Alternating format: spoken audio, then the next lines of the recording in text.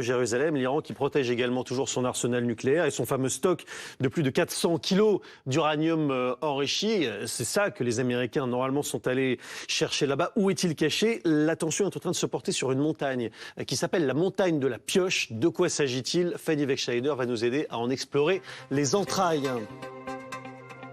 Elle cache quoi, Fanny, cette montagne de la Pioche? Alors c'est ce 4e site de production nucléaire iranien qui est situé tout d'abord, pour vous montrer, au nord du pays. On va le voir tout près donc dans cette zone très désertique, tout près du site de Natanz. Vous vous en souvenez, c'est l'un des 3 sites nucléaires qui a été détruit en juin dernier par l'offensive américano-israélienne pendant la guerre des 12 jours.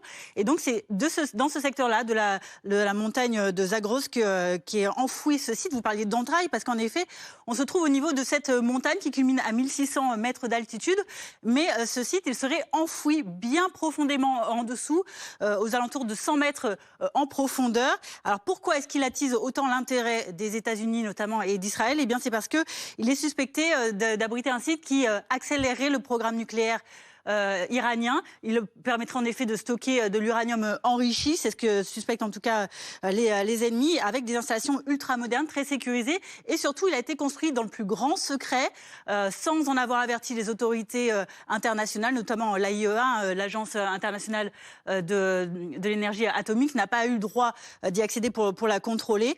Alors les experts estiment que cet endroit est donc secret, mais l'Iran le régime commence à en parler. Il a parlé d'un endroit sécurisé et vulnérable, équipé de centrifugeuses.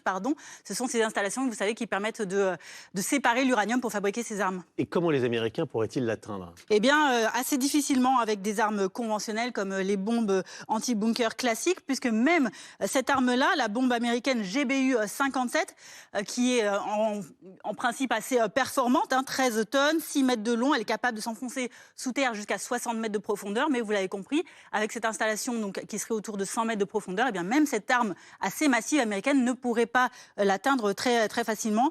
Des experts estiment qu'il faudrait à ce moment-là peut-être essayer d'avoir des dommages sur l'alimentation électrique, sur le système de climatisation pour pouvoir un peu endommager le système. Oui, bon, performante et perforante, comme on le voit sur ces images qui sont de démonstration qui sont assez impressionnantes. Bertrand Bozasno, c'est très important parce que c'est là-dessus, au fond, que le succès ou l'échec de Donald Trump sera jugé à la fin des